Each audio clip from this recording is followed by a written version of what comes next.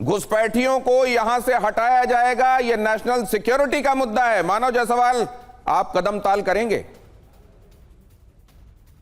देखिए, बंगाल की जनता के लिए, बंगाल के हित में जो भी काम होगा, जो जरूरत होगा, हमारी नेत्री सुश्री ममता बनर्जी, हमारे नेता श्री अभिषेक बनर्जी का परस्पर योगदान रहेगा और हमारे कार्यकर्ता भी उसके पक्ष में रहेंगे।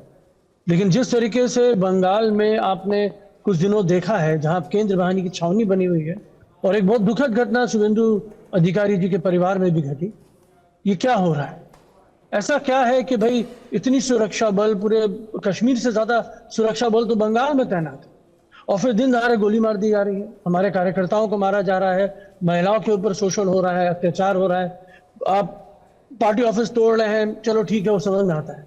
लेकिन जीवंत लोगों को जिस तरीके से आहत किया जा रहा है, मारा जा रहा है, और एक स्टेटमेंट आता है कि भाई हम बदलना चाहते हैं, बदलाव चाहते हैं, लेकिन जमीनी स्तर पर वो दिख नहीं रहा है और एक्शन जीरो है। डॉक्टर मानव, ये बात आपकी मानी जाती अगर एनसीआरबी के आंकड़े 2022 के बारे में, 23 के बारे में, 24 के बारे में जो दिखाते हैं, उनमें यह दिखाई देता है कि नहीं, गजब का लॉ एंड ऑर्डर और कम से कम मर्डर जैसे हीनियस क्राइम और रेप जैसे हीनियस क्राइम के मामले में बंगाल का रिकॉर्ड अच्छा है, तो हम ये कहते कि हाँ, ये जो बीच का पीरियड था जब नहीं, सर सुनिए ना, आप महत्वपूर्ण बात कह रहे हैं, ये एक भी मौत होना, एक भी नहीं, 60 वाला मैं अगर आप चाहते हैं तो अभी वाले भी दिखा दूंगा। 2011 में 5 लाख हमारी जीडीपी थी, आज हम 22 लाख करोड़ की जीडीपी है हमारी, 5 लाख करोड़ से 22.5 लाख करोड़ की जीडीपी।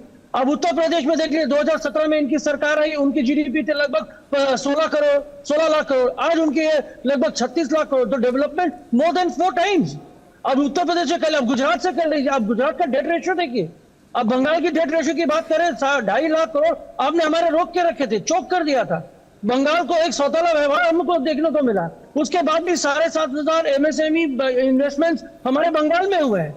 हमारे हॉस्पिटैलिटी इंडस्ट्री, हमारी फिशरी इंडस्ट्री, हमने एग्रीगेरियम इंडस्ट्री को नंबर 1 ला के रखा है पूरे देश में, और ये पूरा देश बता रहा है। ये तो हमारा डेटा नहीं है, तो सरकार का डेटा है, केंद्र सरकार का डेटा है। एक चुनी हुई पार्टी को जिस तरीके से उनकी छवि को धूमिल कर रहा है, ये बहुत अच्छी तरीके से आता है। आज मीडिया चला देता है 2 बजे तक की 200 पार का आंकड़ा आ गया और वहां पे 30% वोटिंग काउंट नहीं हुई। 4 बजे के समय सारे के सारे एमएलए एक षड्यंत्रकारी तरीके से सारे घुस जाते हैं हर वोटिंग काउंटिंग मशीन पर, सबको हम लोग को निकाल देते हैं। लेकिन आप फिर भी डॉक्टर मानव, आप तो फिर भी मैं फिर भी मानूंगा कि आपका नहीं, आपने जो बात कही है सर, कम से कम आप इस तरह की बात नहीं कह रहे हैं कि कुर्सी नहीं छोड़ना चाहिए, रेजिग्नेशन नहीं देना चाहिए, सुनिए इस तरह कम से कम आप ये बात नहीं कर रहे हैं। लेकिन के शर्मा आपकी बात का जवाब देना चाहते हैं, जहां पर आपने मेजर इंडिकेटर्स के बारे में कहा कि 60 से कंपेयर मत करो, 11 के बाद देखो। के शर्मा, देखिए दिनेश जी, बहुत कुछ नहीं है, आंकड़े सब सामने हैं। 2021 का चुनाव हुआ, लगभग 100 राजनीतिक हत्याएं हुई, 100 राजनीतिक हत्याएं इस ममता बनर्जी के क्रूर शासन के अंतर्गत।